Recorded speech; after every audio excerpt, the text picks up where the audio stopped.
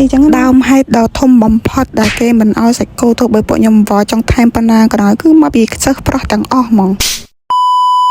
រយៈពេលដល់ថានឹងផាត់ចង់បានថ្ងៃឯងបើថាទៅចេញវីដេអូនេះជាទស្សនវិជ្ជាតាមដងផ្លូវដែលពួកខ្ញុំទៅសាលាដើម្បីទៅយកសាច់គោអីចឹងពួកខ្ញុំទៅសាលាដើម្បីជួបជុំមិត្តភ័ក្តិតាំងពីព្រឹកមកហើយប៉ុន្តែត្រូវត្រឡប់មកវិញនាំគ្នាគេងអីចឹងដោយសារតែអត់ដឹងត្រូវទៅណាទៅដែរអីចឹងទៅក៏ងើបពីគេងគ្រប់គ្នាក៏ទៅយកគោគេចាប់ដើមហៅទៅយកសាច់គោម៉ោង12 ម៉ោង1ម៉ោង2អីចឹងទៅពួកខ្ញុំអត់ទៅឃើញផ្លូវនេះនិយាយថាឆ្អែតគ្រប់គ្នាហ្មងជាផ្លូវទៅសាលារៀនអីចឹងណាអត់ចង់ជិះកាត់ផ្លូវនេះសោះអត់ទៅណាមកណាយល់ទៅនឹកឃើញដល់សាលាឥឡូវពួកយើងបានចុះពីលើឡានក្រុងហើយត្រូវដើរចង់5នាទីអញ្ចឹងទៅដល់សាលាកន្លែងដែលត្រូវយកសាច់គោហើយដើរតាមផ្លូវបដានិយាយលេងគ្នាបដាអញ្ចឹងណាហើយផ្លូវគេឡើងស្ងាត់ហ្មងនៅទូរគីនេះអត់រយ៉ាថ្ងៃទី1ទី2ទី3គឺតាមផ្លូវគេស្ងាត់ហ្មងយល់ទៅ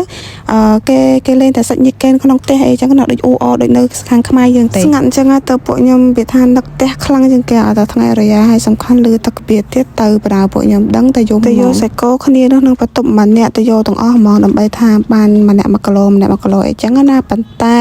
នឹកស្មារតីខំទៅគ្នាឡើងច្រើនទៅវិញទៅមកក៏ប៉ិតគេអត់ឲ្យទេដោយសារតែឆ្នាំទៅគេឲ្យគ្រប់ហើយឥឡូវឆ្នាំហ្នឹងគេលេងឲ្យដោយសារតែសិស្សប្រុសឆ្នាំទៅហ្នឹងយកសាច់គោទៅពួកគាត់ញ៉ាំអត់ទាន់ហើយក៏យកទៅបោះចោលហើយមួយទៀតនៅក្នុងដុំសាកាន់ហ្នឹងគេមិនអាចធ្វើម្ហូបណាហើយចក្រានអីក៏មានគ្រប់គ្រាន់ដែរបើនិយាយពីសិស្សប្រុសវិញគេរៀងតឹងជាងសិស្សស្រីអញ្ចឹងទៅសាច់គោគឺសល់ស្អុយហើយក៏យកទៅបោះចោលហើយលើដល់ខាងអាហារូបករណ៍គេដាក់លក្ខខណ្ឌហ្មងហាមឲ្យខាងសាលាហ្នឹងឲ្យសាច់គោទៅដល់កូនសិស្សហើយនិយាយថាពួកខ្ញុំសេះសាហាវពួកខ្ញុំខំនិយាយមួយខាងសាលាផងថាពួកខ្ញុំអត់ដែរយកសាច់គោទៅបោះចោលទេពួកខ្ញុំតែសាច់គោញ៉ាំមិនបានផងគ្នាពួកខ្ញុំឡើង5 6នាក់ហើយយកសាច់គោបោះចោលមកតែឃើញគ្នាខ្ញុំមកច្រើនហើយពួកខ្ញុំសុំវល់ទៅក៏គេឲ្យដូចជា2គីឡូដែរខាងមួយទៀតគេឲ្យតើកូនសិស្សហ្នឹងគាត់នៅក្នុងផ្ទះហាមិននៅក្នុងដុំនៅក្នុងផ្ទះគេឲ្យហ្មងតែពួកខ្ញុំនៅក្នុងដុំអញ្ចឹងតែខាត់គេអត់ឲ្យទេដោយសារតែក្នុងដុំគឺទូតកកគឺតូចមែនតែនហើយនៅមួយ